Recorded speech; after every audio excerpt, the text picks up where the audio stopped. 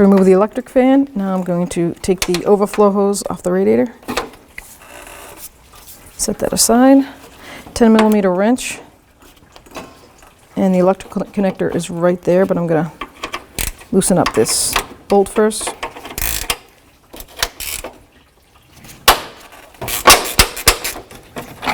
I'm going to take this one out.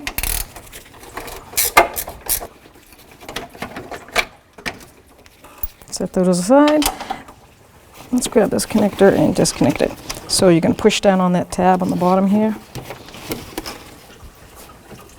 And then pull. Now with the two mounting bolts on the top off, the electrical connector disconnected, we're just going to slide it up because it's two ears that line it up on the bottom. There it is. So we have one ear here and should be one there. It's broken. 13 millimeter wrench, and I'm going to leave the belt on just to see if it can help me. And I'll put a pry bar in between the two mounting bolts, and I'm going to loosen up the water pump pulley bolts. You just want to loosen them so that once you take the Serp belt off, it's so much easier to take this off. And then you can rotate it to get to the other two. Last one. There we go. So now those are loosened, and we can take the Serp belt off. To take the Serpentine belt off, we're going to loosen up the pulley bolt right down here, and that's a 15 millimeter wrench. Loosen it up, and then we will take a 15 millimeter socket and loosen up the bolts. And that'll take the tension off the belt, and we can take the belt off. 15 millimeter socket. Take the tensioner right off that belt. Now you can just take the belt right off one of the smooth pulleys.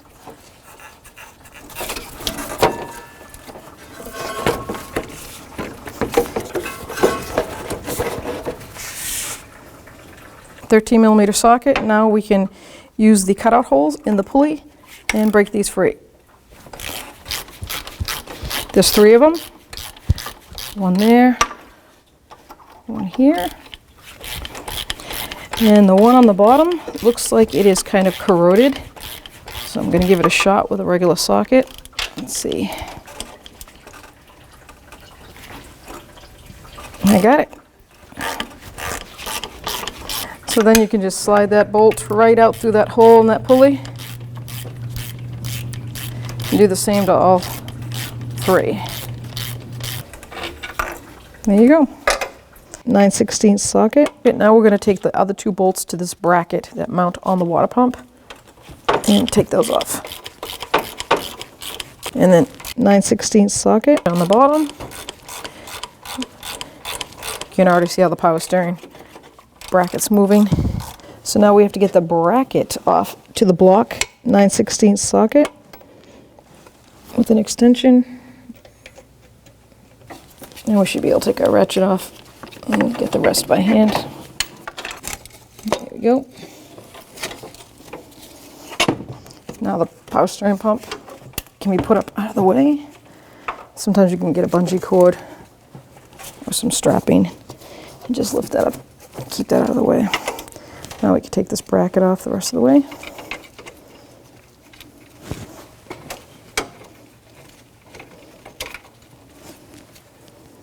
Take the last bolt out. We can get this bracket up and out of the way so we can access the water pump so much easier. Now we're going to take the lower hose off. I have a catch basin underneath to pick up any residual coolant. I have a 5/16 socket or 8 millimeter socket. Take the clamp off.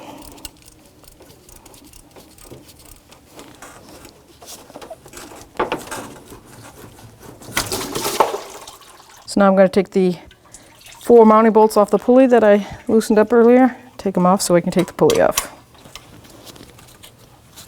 It's 13 millimeter.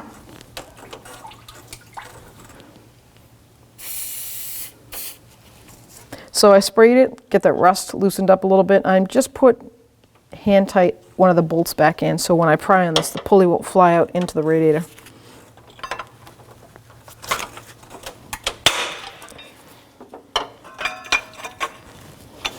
Amazing what a little rust inhibitor can do. There we go. Check for marks. Make sure there's no big grooves for the belt. Should be all set. We got to take the heater hose off of the tube. So I'm going to remove this top one from the bracket just to give us a little bit more room. Get our pliers in there. This is original clamp. I'm just going to run it right down over there. Now I'm sure that's petrified onto that hose, so I'm going to use my pliers as gently as possible. Try to break it free. And if you can't, you can always use a flathead screwdriver, something that's not going to puncture. I actually have a heater hose tool. It's got a point on it, so you can go in there and break the rust off. The rubber will stick with the rust. There you go. Now it's broken free. We can grab the hose, pull it right out. There you go. Now we're going to remove the water pump, the 4 mounting bolts, 1/2-inch socket or 13. Then there's one there, there's one behind over on this side, pretty much right below the tube. And then the 4th one is down below, right, almost right at 6 o'clock. So the last bolt is over here that I'm going to remove. Take a note of the length of the bolts. And I think you're going to have 3 short ones and 1 long one. Obviously the long one goes where that shank comes out. So let's remove the last one. It seems pretty petrified into the block. So we'll just use a pry bar to pry it off. I still have my catch basin underneath there to catch any residual coolant. Try to minimize the mess. Yeah, so good. We have 3 short and 1 long. So I'm just going to hold it and give it a little pry off. And you can just slide it with that tube, bring it out this way. Pretty easy. So now we're going to scrape the old gasket off, clean that surface up. I just use a little handheld razor blade. You can use an actual scraper, however you want to do your job. Try not to get any of the old items inside the block here, because you don't want that floating around, blocking the radiator. I'm just going to take my little sanding pad here and I'm going to just clean the surface up real good, get rid of the rust, and then we can install it. Next step is I'm going to clean up the threads on these bolts. I'm just going to take it to the wire wheel brush, and you can take a regular brush to make sure the threads are all clean before you mount them back in. So now I'm going to put the old water pump into a vise and just tighten it up. Seems to be a 3/4 inch wrench, and we're going to break this free. Just thread it into the water pump. There we go.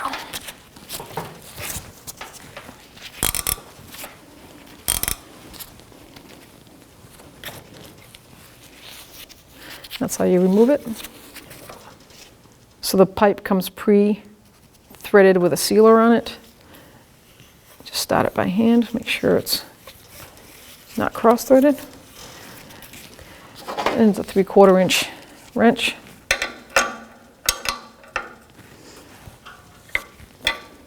You want it to be really tight, not over-tightened, because it will crack the aluminum. So with the power steering pump bracket, part of it mounted in a vise, you should see the tube will look just like this when you reinstall it.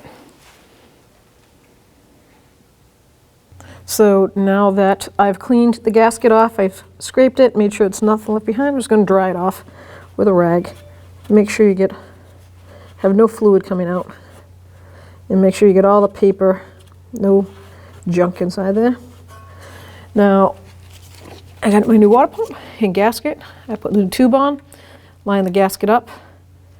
I strongly do not recommend using RTV sealant, then a paper gasket. Never mix the two. The RTV will eat away at the paper and then you'll have a leak. So that is not how you get a gasket to sit still. You can use a gasket compound that will spray it and hold it from moving.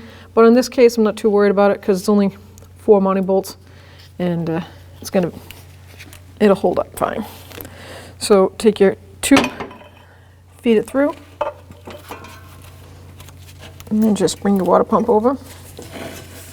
It sits right in that spot, just like that. I've already cleaned my bolt thread. I'm going to start the top bolt. Start it by hand. I'm going to get that long bolt. We know the long bolt goes to the right side with that shank. You can see the thickness in the housing. And I'm just going to put these down finger tight before I torque them. That way I'm assured that the gasket's not going to shift and this water pump will not pop out of the housing. So to put the other two bolts on, I'm going to use a 1/2-inch socket. That way I can slide my hand over there.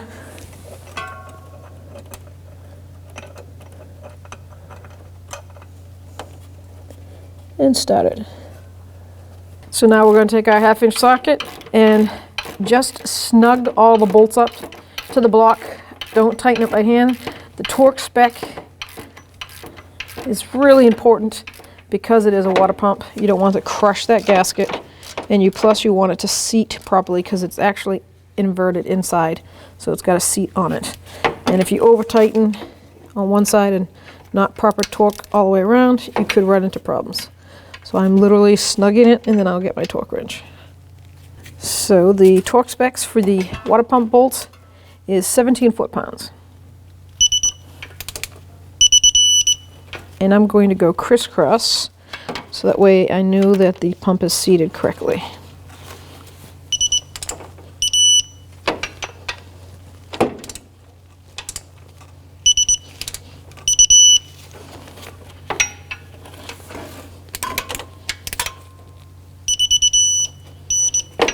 And just give it a quick double check. Once the bolts are tight, you're going to take your hand and grab the water pump pulley and make sure it spins properly and it's not defective or grinding inside, So yeah, everything's freewheeling. Perfect. Now we're going to remount the lower radiator hose, and I'll just put my clamp on.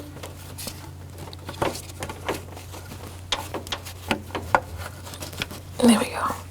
Make sure it's all the way up and snug. I like to, if it's a used hose, try to follow the pattern of where it was. Because believe it or not, I've not done that in the past, and it will leak because it's kind of a preset wear mark on the hose.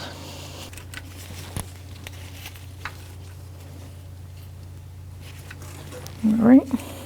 This is called a heat expansion clamp. So these go on always factory, 90% of them, and as they get hot, they actually tighten up. So that's well and good. There is good clamps, but this thing is old, has a lot of miles on it, and I'm going to use a new clamp so that I can, on a new tube. That way I can assure that it's going to be locked and tight and no leaks. Okay, so little 8mm or 5/16 wrench socket.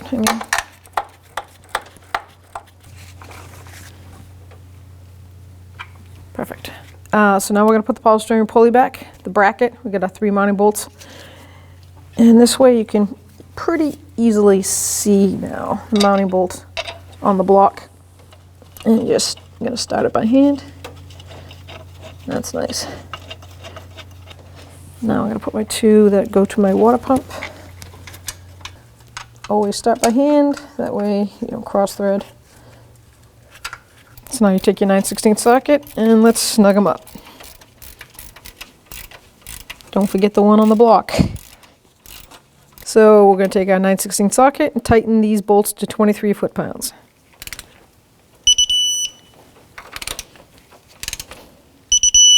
Might need an extension to get to the one by the block.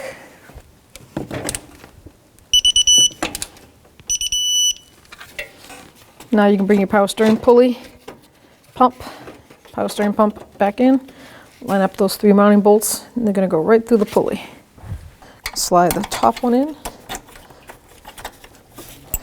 and the other 2.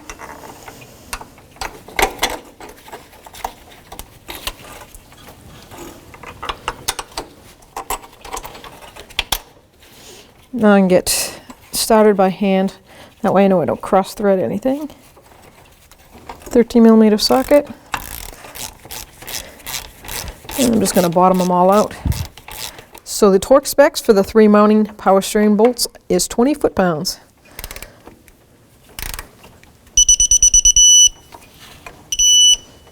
I'm just going to double check.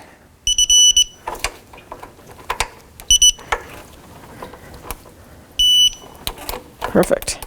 Before you install your used pulley, make sure you clean any rust on the surface here. See those high spots? That will not seat correctly against a new water pump, and you actually could have this not spin correctly. It will be like a warped wheel. So clean it up and then mount it up. Now we can install our water pump pulley, and I like to just get an idea where that, get one started, because there's 4 threaded holes. Okay, bottom them all out, and then we'll just hand tighten them. So I'm going to use my pry bar and a short 1/2-inch socket, and 20 foot-pounds is what we're going to tighten this up to. And you want to do it in a crisscross section, so once I tighten this, I'm going to go turn it 180 degrees.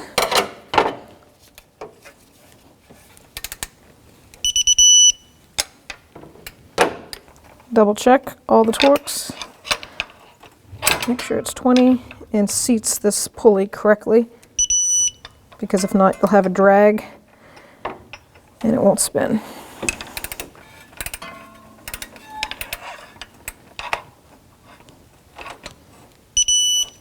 So I just included a picture of the routing of the Serp belt.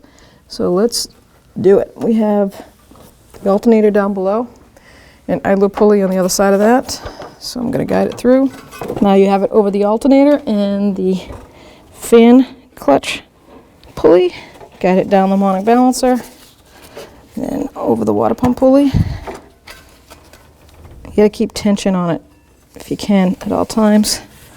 Make sure it stays in the groove around the power steering pump.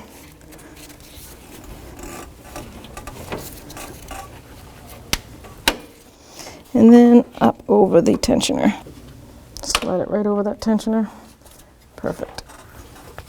Just double check before you start it up. Make sure it's in all the grooves, lined up with the grooves. It looks good. Now I can tighten my tensioner. Don't forget that when you tighten up this part of the pulley, it's going to give it a little bit more tension also. So I like to, rule of thumb, be able to turn the belt about 1/4 of a turn in all places, because you don't want to wear the bearings out. And then we can snug that up and we'll check it, see how it goes. 15mm wrench or socket. Because as you tighten this, it will snug that belt up a little bit more.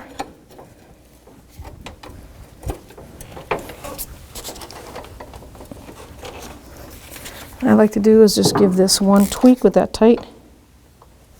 And now I can check the belt. That's perfect. You're going to line these tabs on the bottom of the fan in with the slots of the radiator bracket. So just kind of guide it in there.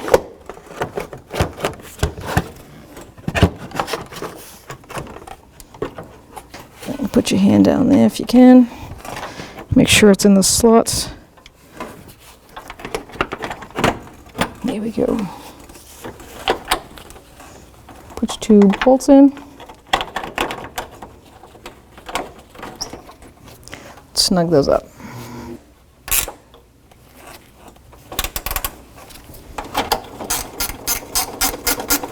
Now we get our fan electrical connector, run it up over, get our connector and put her in.